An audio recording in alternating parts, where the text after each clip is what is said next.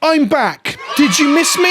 It's kind of self-absorbed to even start like that. I absolutely understand that. I'm sure a load of you didn't even fucking notice that a single thing of mine didn't show up in your subscription feed or on your homepage. Absolutely. But I did get some comments asking why I hadn't uploaded. I was on holiday in Spain. That's why I've got a lovely tan with my wife and my child, and that was pretty good. Stressful traveling with a toddler, but shout out to the parents out there who know exactly what I mean. Also, I'm going to preload part of this video with this statement here. I took a bit of extra time beyond the holiday because I think I'm going through a bit of a depressive episode. You're not my counselor, I get it. I'm just being really upfront about why I'm going to get pretty neg in this video. I got some shit going on. I got a family member who's very sick in the hospital and it's just stressful. So to come back to the game that I love, to a set that sucks ass, to a set that doesn't even look like itself online, with cards that I don't even know if I've seen yet. It's just all, it makes me, oh, fucking hell. So let's examine this idea that all my homies hate Spider-Man. Or more accurately, should I say, no one's really saying this set looks good, are they? The prof feels nothing, in his own words, and Saffron Olive is, I would argue rightfully so, saying the set is just downright bad. That's not to say there aren't good cards in it, cards that either those people might even play with. Prof probably not, he's pretty stubborn about these things. But you can have exciting and good and powerful cards even in a set that is, you know, not really fulfilling its potential or a worthwhile or valid inclusion into Magic the Gathering's landscape. I'll talk about the set itself and some of the discussion points around why it's bad in a moment. I'm going to be basically rehashing some of my thoughts that I did in a video back at the beginning of previews a month ago when I said perhaps a little prematurely and based solely off vibes that the set felt very, very off. I can gloat because pretty much everything I said in that video ended up being true when we got to the full spoilers. I say that, I was actually optimistic towards the end of it that perhaps only seeing some of the spoilers was just some of the spoilers, and when the set comes out proper, it'll look more realized, more fresh, more fun. But the truth be told, the online chatter around Spider-Man is pretty bad. It's pretty negative, right? Like, it's gone beyond, I think that video I said like the initial reception was lukewarm. I think it's got pretty bad. Obviously, the Spider-Man superfans among you are probably just pretty excited to get Spider-Man stuff. Look, if this set was Batman, I would still hopefully be able to observe the issues and the criticisms that I'm going to talk about in this video and how they are real things. But probably nothing on this fucking earth could stop me enjoying a set where it gave me 30 different versions of Batman. That would be so specifically tuned to me that it would make my nipples hard. But the online chatter for Spider-Man is quite negative, and I'm saying that specifically the online chatter. And that's where I want to make a bit of a prediction. I want to make a cold shot, if you will. Online critics like myself and super fans of Magic like myself and the prof, they're in the weeds. We are in the weeds about the makeup of the set and how it engages with Magic on the whole, and a lot of the minutiae and details because that's just what we like to do about Magic and it's become our jobs and our roles online. On top of all of that, it is Universes Beyond, so it's a set that is part of a project that a lot of enfranchised players and, or should I say more disenfranchised players, want to see crash and burn. So when the set has some very weird eccentricities to it that makes it feel quite wonky and strange, plus the expected or desire to see it fail, that culminates in this online buzz, this zeitgeist of Spider-Man is fucked. The funny thing is, my cold shot is that I think it's just going to sell like gangbusters anyway. I was speaking to a friend recently, a guy who organizes Warhammer events who's not really into Magic, but he asked about Magic success stories recently because he'd heard through some sort of like fringes of the online spaces that Magic had had a really good time with Final Fantasy. He asked what causes it, you know, is it Commander, is it Final Fantasy? We had like a whole conversation, and he was asking, is Spider-Man going to be the same thing? And I immediately said, well, actually, a lot of people seem to be really down on Spider-Man, but then I had to find myself correcting myself to say, a lot of those people are the people like myself in the online spaces. Meanwhile, people will probably just buy this shit anyway. Remember, The Walking Dead was heavily criticized for many, many valid and less valid reasons. Hell, some content creators had a fucking meltdown and created their own community trying to make a new version of Commander and accidentally create a safe space for Nazis. That was Mitch from Commander's Quarters. Whoops. The Walking Dead went on to be one of the best-selling secret lairs at the time, and I think it still is one of the best-selling secret lairs, because Walking Dead fans wanted to buy it. As much as people want to get on a high horse about how comic book stuff and Marvel movies are slop, and you're much more of a seasoned cinema goer, aren't you? Or you lovely people up on your high horses. The truth be told, Spider-Man is still a pretty big fucking intellectual property with kids, teenagers, and people who like comic books and comic book movies. And thus, I think there will be people from the outside coming in, or people who just don't give a fuck about what me or the prof have to say, who will still buy this. Hell, I'm expecting people who listen to myself, the prof, or Saffron Olive over on Goldfish, to still buy it if they want it. Seth even says this in his video. I think prof says something of a similar effect, that just because he thinks the set is bad doesn't mean you can't enjoy it or want to get cards from it. Hell, that's kind of one of the really ironic things about all this, right? We think this and Assassin's Creed Creed are dog shit, but you still want to get hold of an Excalibur or whatever fucking Spider-Man we're talking about. God, that feels even worse to say out loud. Like, getting an Excalibur from Assassin's Creed, that is Excalibur. Getting one of the 30 to 40 Spider-Men, which one are we even talking about? So my cold shot is that it's going to sell really fucking well anyway. I just don't think the online discourse around it will really make its way fully into that real meat space where people will part with their cash and buy product. That said, it clearly won't be as popular as Final Fantasy, because Final Fantasy seems to have been a lightning in a bottle, incredible situation where everybody seems to be happy about that. And also, well, the collector booster boxes of Spider-Man seem to be crashing in price a little bit. Before I went away on holiday, I thought they were like almost $1,000, where everyone was thinking it's going to be another Final Fantasy situation. And now I'm seeing them trend towards $600 instead. So it looks like the demand is low. Anecdotally, a local store owner told me that no one gives a fuck about Spider-Man in his shop because the kids are of an age where they're much more interested in Avatar.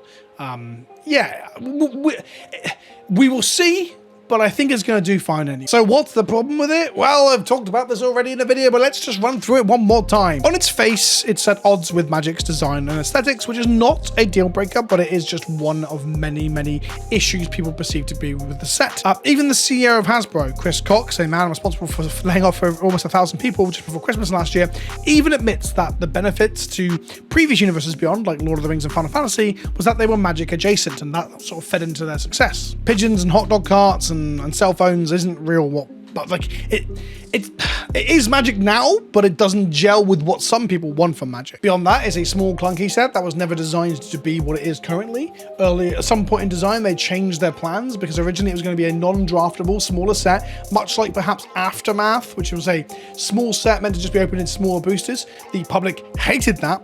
Everybody hated that product. Too expensive, minimal cards in the boosters. I talked about this at length in the last video about Spider-Man. So they pivoted, perhaps looking to do just to modern, to give it sort of like a different sort of audience, similar to Assassin's Creed, but everybody hated Assassin's Creed too. So the feedback during the design process was to shift it to something else, to make it draftable. And then there was this shift in like approach to Universes Beyond, or plans for Universes Beyond, to make it 50% of all of Magic in its entirety, including Standard, the main way to play Magic other than Commander, and thus Spider-Man had to go through Standard to be a bigger set. This is not theories, this is not rumors, this is literally things that, well, the reasoning, like it was going to be Aftermath and they had to pivot, that's not quite what they've said, but our Mark Rosewater and co have explicitly stated the set never even had commons originally, and they decided to shift the focus of the set for reasons. The reasons are the ones I'm telling you, I'm almost certain. And that led us to filler. I'm going to call it filler. Well, this is my theory. This is why we have so many random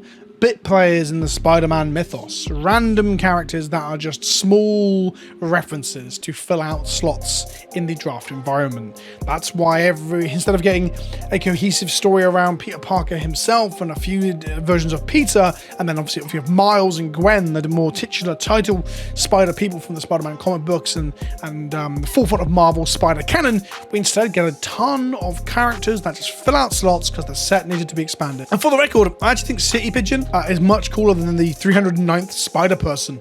Like, I just think it's more interesting. Like, having a load of characters that look exactly the fucking same. Like, Assassin's Creed had, like, man in hood or woman in hood jumping over box. Spider-Man has someone swinging or sliding down or sticking to a wall in spidered skin-tight costume, and there's just, like, there's more of them than there were assassins in Assassin's Creed, and it's just fucking confusing. I can't remember what half these Spider people were called or what they do, and then we get to the online situation where the online clients can't have Spider-Man because of licensing, perhaps. They haven't been clearly transparent about exactly why. I'm assuming it's cost or perhaps like exclusivity issues with contracts, but Spider-Man can't come to judge. And instead we got Through the Omen Paths, which is full of wonderful Magic redesigns and art. So the Spider people are half person, half spider in some circumstances, or they're a person who rides a spider, or they're someone who utilizes the silk of their spider friend to make clothing. There is some quite fun and interesting ways that they've sort of reimagined the spider heroes and spider people into Magic's canon. If anything, I actually weirdly have a bit more of a soft spot for some of the designs from a flavor and fluff perspective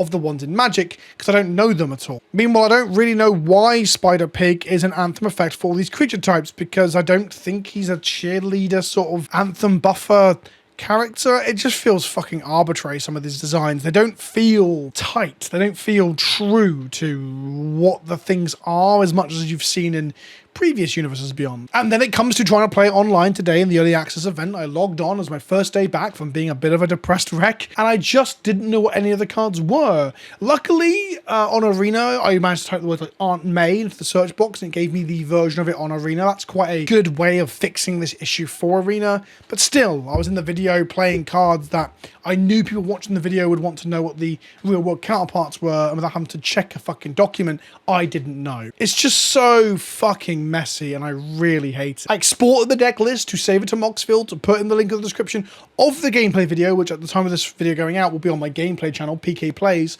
A separate channel will be linked in the description below. And I got this image here, where it's like, Moxfield doesn't know what any of these cards are right now because it hasn't been sorted out yet. And I'm just like, I'm so fucking tired. Like, I'm tired in general. Like, life is tiring, and I want Magic to be an escape from that. I want to enjoy Magic, and this is just fucking shit, and I hate it. Wizards has no faith in the draft environment of Spider-Man either. They've invented this new 2-draft or 2-pick 4-person pod thing, some sort of... Sure, like, making drafts easier to fire and quicker sounds like a good idea. In some ways, it takes away from the depth that a 8-person draft really brings to Magic as a game, but I get that idea as a goal. It does feel that actually they realized this set was going to be too small to draft, so they had to quickly come up with a format that allows them to draft it. It feels like a band-aid over a problem of their own creation. So much so that 4-person pick 2 is not part of the Pro Tour coming up, and instead they're drafting Edges of Eternity, a set that came out, I don't know, was it 90 days? No, probably 45 days, 60 days ago. That's funny, right? And it's proof in the pudding. Spider-Man's not getting drafted like at Pro Tour Spider-Man. If it's called Pro Tour Spider-Man, I don't think it's called Pro Tour Spider-Man, but you get the point. The Pro Tour as Spider-Man launches, not a Spider-Man draft. And all of it just makes me feel fucking deflated and just fucking annoyed. Like, I'm reacting to it more adversely simply because I'm in a bad spot and I know it. And why I'm saying this to you is, like, people who care, people who do watch my videos semi-regularly, you know, I just want you to know that's why I haven't uploaded, because trying to bring myself to give a shit about this or Avatar coming up when, like, everything else in the world is so fucking shit. I'm talking beyond, like, my personal life, you know, the fucking assassinations of bigots and fucking genocides. It's all a fucking lot. It's all a fucking lot. And you just want to do the magic. Here's a fun one. Flicker Wisp is coming to Arena. Oh my goodness. That is exciting. It's probably not playable in Timeless because it's probably not good enough, especially if you want 3-mana cards that are like 2 colors and a white for Ancient Tomb and such. Anyway, Flicker Wisp is coming to Arena. The moment I heard that, I was off for the day because I was just wallowing in my own self-pity. It, like, I'm not even joking, Wisp pulled me out of a depressive funk. I was like, fuck, I'm going to build a deck and play Wisp right now. So I logged onto Arena for the first time since I started my break, my little holiday, and Arena had Wisp on the client, craftable but not playable yet. That's fine. It was an accidental upload. I get it. But isn't that funny? Isn't that funny that Wisp, like, does that to me? I really fucking love this game. And I really fucking love comics. I'm currently reading 52. That's DC, not Marvel. I don't know what we're doing now. It's like a fucking... What is this? Some sort of... This is like a live journal more so than a video about Spider-Man. But I don't give a fuck because Spider-Man sucks. I'm reading 52 because I love Infinite Crisis, and I quite like Final Crisis, and I didn't read all the interim stuff. I never read 52, so I'm reading that now. Really good. It's like kind of like Lost or 24 or some sort of like regular serial with a mystery box thing going on. I've never actually watched 24, so I don't even know if I like 24, but it's like Lost in the mystery box thing, but with a weekly comic book about a world without Superman, Batman, and Wonder Woman. And Spider-Man was what the set. The excitement coming up into it is what got me to download the Marvel app and download the DC app and get back into reading comics. I started reading Spectacular with a Spider-Man where it's Doc Ock's brain in Spider-Man's body, and Spider-Man's like an ethereal ghost in his subconscious, and Doc Ock's fucking killing people and stuff, or maiming most people, killing a few people. It's pretty damn good. A little bit edgy, but enjoyable. This should have been for me. This should have been what I wanted, and it just feels so shit compared to like Warhammer. I'm looking at all my Warhammer on my shelves. Warhammer was so good. Lord of the Rings was so good. Final Fantasy, something I don't give a fuck about, really good. So that's the video. That's the update. Everyone's talking about it. I already did this a month or so ago, getting the vibe check, and I was fucking right. Spider-Man kind of low-key blows. I will play with some of the cards. I might even buy a few boosters to open up to see if I can get that serotonin hit of opening a Agent Venom Opposition Agent to see if that ticks some nerdy box deep down in my soul. I guess I'll leave on this one. At some point, we're going to have a Universes Beyond product that does kind of suck like this, that doesn't get carried by the weight of being attached to an IP as mammoth as Spider-Man, Marvel, and a Disney-controlled property. There won't be as much of a marketing push, the money from Disney having to market in similar pop-ups in London and all the stuff we're seeing for Spider-Man. And when that happens, the set will struggle and maybe even fail on a commercial level. We aren't going to see that with Spider-Man, we aren't going to see that with Avatar, we're going to see it with something next year or the year after. And that's going to be a real interesting time to see how Hasbro and Wizards react. If that causes them to pull away from this thing where they're making universes beyond the all-encompassing part of the game. And the final point is, Spider-Man doesn't suck because it's Spider-Man, and it doesn't suck because it's universes beyond. All of the issues I mentioned before could have happened to a mainline set. There is arguments that things like the licensing issue, for example, would never happen to a mainline set, and that is a symptom of Universes Beyond, absolutely. But I don't think you can blame the idea of Magic engaging with an intellectual property outside of itself and trying to manifest that into game design and game pieces, something that's done very successfully as a project in the past with Warhammer, Fallout, Doctor Who, and similar. I don't think that's the issue here. I think the issue is how it's been handled, how the set was set up, all of the design issues, everything I mentioned in this video and in the previous one. And that's it. You can go now. I hope you have a good time. I hope this video is at least somewhat informative, cathartic, or something. I don't fucking know. I'll be uploading more regularly now. I am back. I have to. Got to pay a fucking mortgage. If you want to support my mortgage, link to Patreon and the link in the description below. Also, Cool Stuff Inc. down there. Code Kenobi at 5% off your order at checkout. That supports the channel too. And Magic Madhouse is down there too. PK-Web Fluid. Uwu for 5% off your orders there too. That's it. You can go now. Fuck off.